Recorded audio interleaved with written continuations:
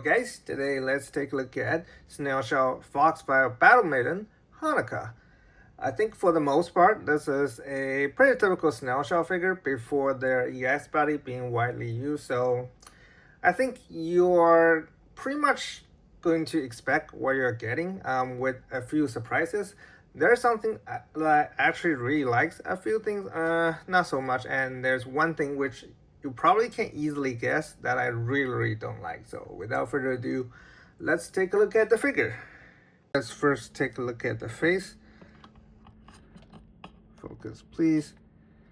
I think this is based on a specific artist's illustration. I can't remember their name right now. I'll put their Twitter profile on the screen, and it's pretty well done as per usual, all Snail Shell standard. Like their face and the hair is usually really high quality, and as you can see, there's some faint shading all around, so that's pretty nice. It would be nice the shading is more pronounced, but this is not bad. The printing on the ears, very sharp. The eyes, of course, let's zoom in. Yeah, the eyes are really well done. The blushes on the face, yeah, the printing quality is really high. This is the dog tag, and the shading between the boobs. I wish there's more shading, especially for a brown tan character, right? The shading, to be honest, is a little bit less than I would expect, but the overall is not bad. Still wish they don't cut the shoulder like this. It's not very good looking nowadays, and the abs is definitely well sculpted, shading all good.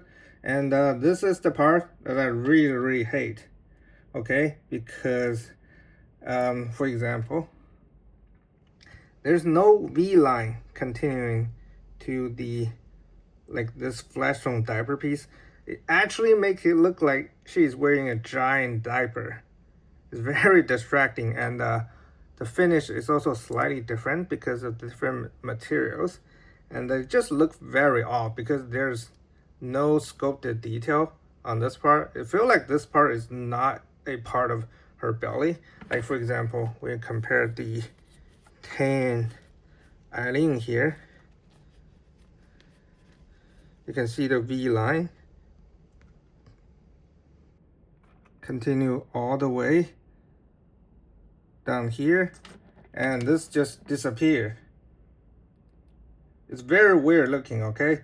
I think the reason why they designed this way is my theory is that they want to reuse their typical L-shaped hip joint, but this figure is actually relatively petite. As you can see, she is way shorter than Eileen here, so in order to use the usually larger size L-shaped hip joint, they have to cut a bit higher, which I think is really unnecessary. Like, I would rather than not cut the waist articulation here at all. I'm usually not the person to advocate for less articulation, but this is just too distracting, okay? Or they could just cut around the underwear, which I think the Figma's bunny suit planning figure did that, and at least it's not as distracting. Although if you cut it that way, it'll be a very huge gap when you move her hips, so I don't think that's ideal. Or you could cut like this. This is called a bukia, right? Cut a shape like this. I think this is doable, right? Cut around here, use this two tip as sort of a hand to allow a bit more waist articulation. But the current solution, the current way they cut the the waist articulation here is, frankly, in my opinion, the worst solution they could come up with. So very disappointed in that way. Oh, and you can tell the arms, even though the arms looks pretty short, like it's the same length as the Eileen here, since she is way shorter. It's actually the correct length, so that's good. Everything else is, I think detail-wise, is pretty good as per snail shell standard. So really not much to say here. The tiny feet, and there's even details with the combat boot on the back. They do learn a bit, like there's no full slice of cheek there, so that's good. The back. So yeah, except for the, I think shoulder is not a huge deal, not as much of a big deal as the waist cut. It looks actually pretty good, but I think the waist cut definitely ruins the look for me, which is pretty disappointing. But let's see if the cut here actually allows her to move better. Okay, let's take a look at the articulation. The hair has a ball hinge, can move up and down, although it is very tight, so I don't want to break it. So you can see it's a ball hinge, but it's too tight, and it can rotate here. The neck is just their typical ball hinge, ball pad combination, so she can look up pretty much nothing because of the hair is very hard. Look down, hindered by the front hair, as you can see. Rotation and tilt. Okay, a bit limited, as you might expect. No butterfly joint, because why would you put a butterfly joint on a gun-wielding character? I'm joking, of course. Like, even Sushin with their, I would say, inferior quality knows that they need to put butterfly joint on gun-wielding character. But brand new scope with Snail Shell, and they still do basic shoulder like this with a character that definitely need them. Disappointing, but at least the joint is nice and tight, can rotate 360, raise about this much, bicep swivel, double jointed elbow. It's not actually, not ugly, so that's great. Ball hinge wrist. If you want to see how much butterfly range she has pretty much nothing, which is what you might expect. Diaphragm joint. Actually better ab crunch compared to usual, which is great. Back, side, and rotation. Oops. I think you can only rotate, yeah, a bit more. The diaphragm joint is gonna pop. Let's see the, there's actually no individual ball joint here. It's just, if you've been collecting snail shell figure for a while, you know how their hip are designed, right? Two L-shaped hip joint connected directly on the abdominal piece, and this is just a floating piece. Okay, so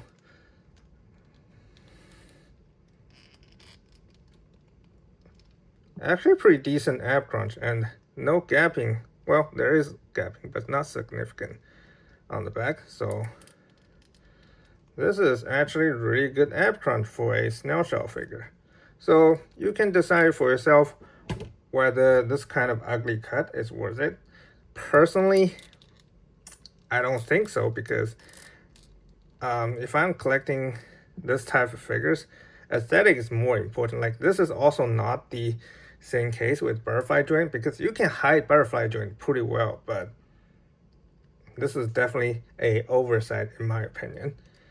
Side to side is nothing. Rotation a little bit.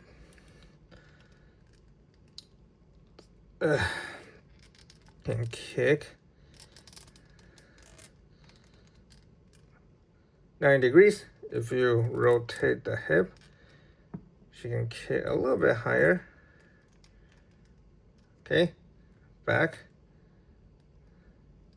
90 degrees, although very ugly. This is the disadvantage that doesn't have the extra ash sheet to carrying out the hip joint. Kick to the side. and cross leg. It's okay.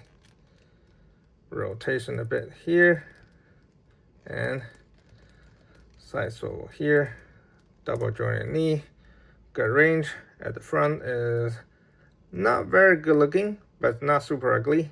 From the side, it's okay. And the ankle rotates 360. Back, pretty good. Forward, actually pretty good as well. But I feel like rocker might be a bit limited. Yep. Rocker is... if you heat it up, you probably can get a bit extra range, but with the high heel combat boot like this, there's really not going to have a huge amount of ring. Like, this is not absolutely terrible, but it's definitely not good either. So yeah, and no toe joint. In terms of articulation, I feel like she is actually a bit better than the usual Snail shell figure, which is great. Again, just imagine how good she can move on an EX body, right? Alright, let's take a look at her accessories. For hand, she comes with 5 extra pairs: gun support hand, fifth hand, 2 type of trigger finger hand, and gripping hand. Alright. For faceplate, she comes with 1 smirking face. It's very cute. I really like this one. And a mask front hair. Again, I think this looks really nice. Let me zoom in and see the details. This looks very cool. I like it. And she can use Sunkissed Eileen's face. Come on. There we go.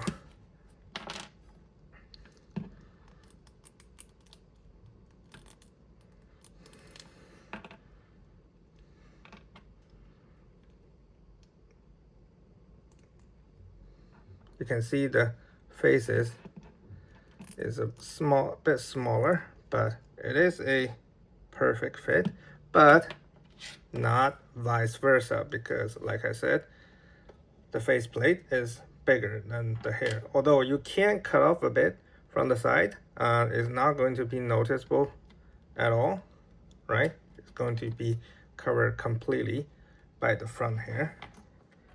What else? Those tiny feet is going to have trouble standing up, especially considering that the feet is not flat. Alright. A long rifle. The magazine is detachable and the bullet is painted. Take note, hyper body. It has very nice detail. Oops.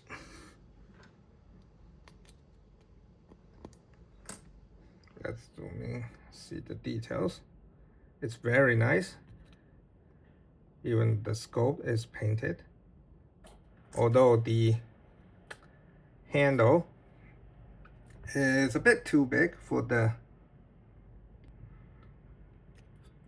gun holding hand. Okay. Like, if you hold a gun before, you know what it means. You need to completely circle the grip in order to grip it firmly. Like this, if it hold it like this, one shot and it's off your hand. So also come with a SMG. As you can see, the magazine is very loose. Same go for this side, and I already put some tissue inside. The bullet is painted. Same goes for here, and the stock can be pulled out, although you can see how thin the plastic is. I recommend you keep this way, okay? Alright. She also comes with a magnet holster that you can put here. This is for the SMG. Okay. It's actually pretty firmly here, so that's great. And also, I think this is I don't know what it is. Maybe it's the drone or some sort of tactical equipment. But again, it stays pretty firmly here, so that's great. Oh, like I said, tiny feet. It's going to have a little bit of trouble standing. And drone. Come with 2 of them. Okay, let's see the detail. Detail is pretty good. The camera here can rotate 360, although it's very loose. There's no articulation outside of the camera. All right. And lastly, put you back. This time they give you 3 stand. Oops. 2 for the drone and 1 for the figure. Okay, and of course the stick to adjust the articulated eyes and 2 spare wrist ring. Right? And how do I forget the giant wired fluffy tail?